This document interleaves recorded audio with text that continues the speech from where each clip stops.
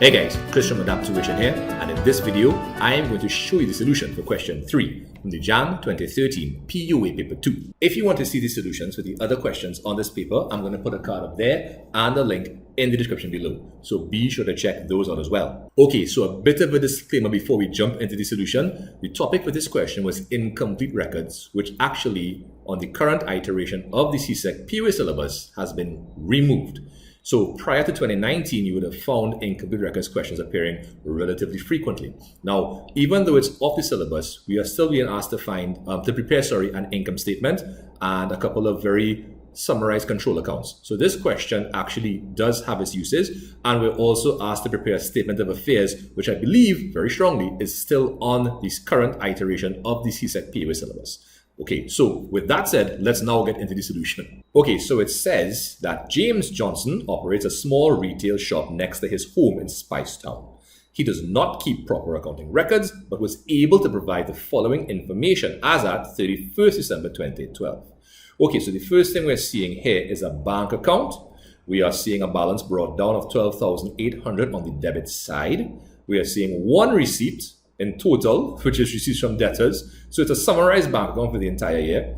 We have on the credit side, the payment side or the outflow side, the drawings, wages, rent, payments to creditors, sundry expenses, and a balance carried down of $16,500 from the credit side and brought down on the debit side, which means the balance is a positive balance. It's not in overdraft.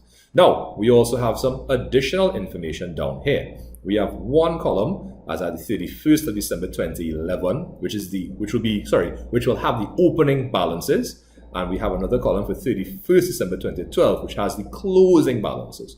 So we have cash in hand, rent prepaid. Now there's only an opening balance for rent prepaid. We have wages owing, inventory, equipment at cost, which didn't change, 75 and 75. We have accumulated depreciation on the equipment, and we have figures for accounts payable and accounts receivable, creditors and debtors. Okay, so what is the first thing they want us to do here? So they want us to use all relevant information to prepare James Johnson's statement of affairs as at 31st December 2011 to determine his capital. A statement of affairs is like a stripped down balance sheet. It's simply a calculation of capital, assets minus liabilities. So of course, be sure to head it up properly. James Johnson's statement of affairs as at 31st December 2011.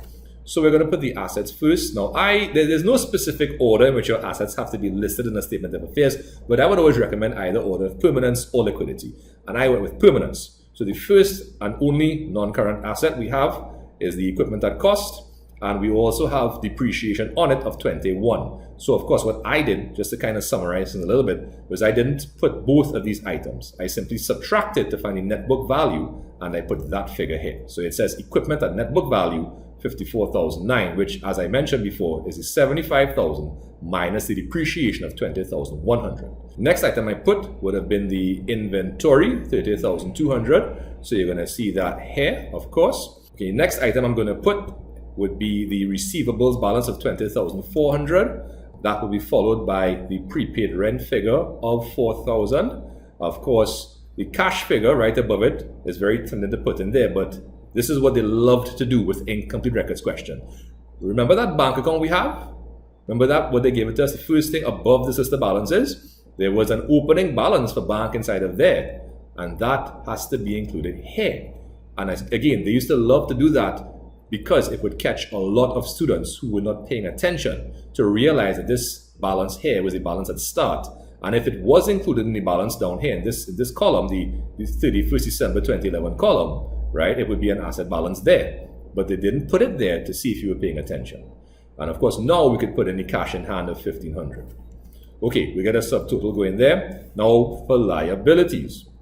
We didn't have too many liabilities. We had wages owing of $600 and accounts payable of $13,002. So let's put both of those items in, get a subtotal, and then we'll subtract that $13,800 from the $123,800, which I believe will give us $110,000. And that is the capital as at 31st December 2011, which of course would be the equivalent to the starting capital on 1st Jan 2012. All right, let's take a look at the next part of the question. Okay, so for part B, they're asking us to calculate by means of an account or statement total credit purchases for the year, total credit sales for the year. So remember at the start of the video, I said we'll do like a strip down or summarized control account. Right, so it'll be one for the debtors and one for the creditors. Okay, let's start with the creditors control account first. And what we're going to do, we're going to populate that with the opening and closing balances, right? So we have 13,002 and 14,400. Now, creditors is a liability, and liabilities have credit balances at start. So we're going to put the 13,002 there. Now, the 14,004 will, of course, appear on the credit side as well as the balance brought down. But prior to being brought down on the credit side, you have to be carried down on the debit side. Now, again, there's no one right order in which you have to populate the T account. I'm putting in stuff as it appears to me, which to me is the most efficient way to do it. If you like to do it a different way, that's perfectly fine once you do the correct thing. The only other item that the question gives us is the payments to creditors of 136.1, which, as you can see here, is on the credit side of the bank account. And if it's on the credit side of the bank account, it's going to be on the debit side of the control account. Now, what's missing is the item here, which is total credit purchases. And to find that, we'll total the items on the debit side and minus the loan item on the credit side. And that's going to give us 137,300. And of course, now when you total down, you're going to get 150,500 on both the debit and credit side. So like I said, it's a very stripped down, summarized version of a control account. Okay, let's take a look at the debtors control account now. So just like with the creditors control account, we're going to put in the opening and closing balances. Now, debtors is an asset. Assets have debit balances at start and usually at end as well. So you're going to see the 24 at top and the 18 below. But of course, before being brought down on the debit side, you have to be carried down from the credit side. So the closing balance will appear here initially. Now, again, there was only one other item that the question gave us that would go in this control account, and that's the receipts from debtors of 190,500. And if it's on the debit side here, guess what? It's going to be on the credit side in this account. Now, of course, if you need a more in-depth explanation as to why things go on certain sides of control accounts, I'm going to put a card up there and a link in the description below to my control accounts video. So if you need to understand why things go on which side, be sure to check out that video. Anyhow, let's just finish off this part of the question. So we're missing the credit sales, which would go on the debit side here. So to find it, it's simply going to be the balancing figure. So you're going to add up the items on the credit side and subtract the loan item on the debit side, and that's going to give us credit sales. And now, of course, if you add going down on each side, you're going to get the same total of 208,600. Okay, now let's check out the last part of the question. Okay, so finally, we are asked to prepare James Johnson's income statement for the year ended 31st December 2012 for 7 marks. So, of course, don't forget, head up your statement with the name of the entity or the person, name of the statement, and the period to which it applies. So you're seeing I have here FYE, that's abbreviation for the year ending.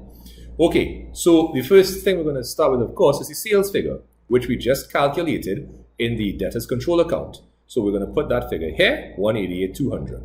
Now, there were no cash sales, there were only credit sales because in the bank account, we only had one item on the debit side apart from the balance being brought down, and that was receipts from debtors. So the credit sales is the only sales figure and only revenue figure.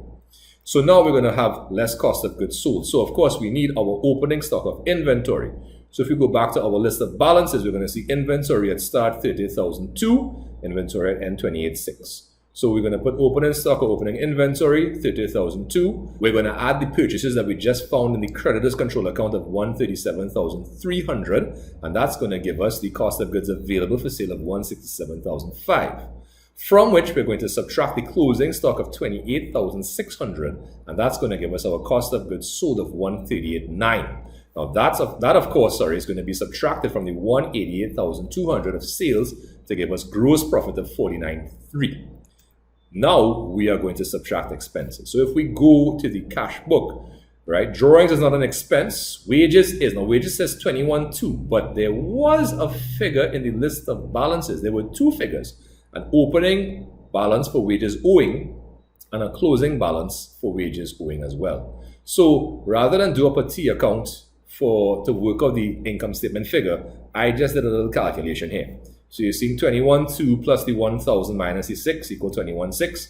Now, if you need to understand why that is, I'm going to put a card up there and a link in the description below, which will carry you to my expense T account video that will teach you how to treat with or how to do T accounts to calculate the missing figures in expense accounts, whether it is the income statement figure, like this one here, the cash book figure, or the closing balance figure. So be sure to check out that video and then come back here. If, of course, you're still not sure, leave a comment, a question, sorry, in the comment section below.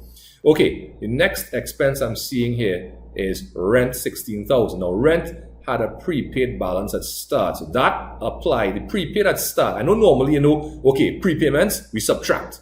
But that is if you have a closing prepayment balance, you subtract. The opening prepaid balance, you do the opposite with it. You have to add it on. So we're going to see 16,000 plus 4 is 20,000. Sorry, I kind of jumped the gun there. All right. So the next, payments to creditors was dealt with in the control account for creditors. Sundry expenses of 7,000 that had no opening or closing balances, so we put that there. And there's also one other thing, which is the depreciation. So if we look at the information down here in the closing and opening balances, the equipment and costs stay the same. And if you think back to the cash book, the bank account, we didn't buy any more equipment.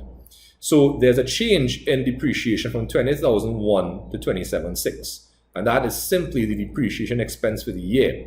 So to find out that figure, we simply have to subtract the closing balance, subtract the opening balance from the closing balance, and that's going to give us a depreciation figure of 7,500. Now, of course, when you total your expenses, you're going to get 56,100, and you're going to subtract that from your gross profit. But if we notice, 56,001 is more than 49,300. And as you can see, that results in a situation where we have a net loss. Okay, that's about it. All right, guys, so there you have it. That's the solution for question 3 from the Jan 2013 POA Paper 2. Again, it was an incomplete records question, so it's no longer on your syllabus. So if you weren't really comfortable with some of the things inside of there, you don't have to worry about it too much. But I would still strongly suggest you check out the videos I linked so that if they do bring certain aspects of it, which they can do, because of course it is related to other topics on your syllabus, that you be prepared for that. Okay, if you want to check out any more videos, I'm going to put some cards up here. Don't forget to subscribe and be sure to check out my website where you'll find some pretty POA handouts that you might find useful. Anyway, guys, as per usual, thank you so much for watching. Take care of yourselves, and I'll see you next time. Bye.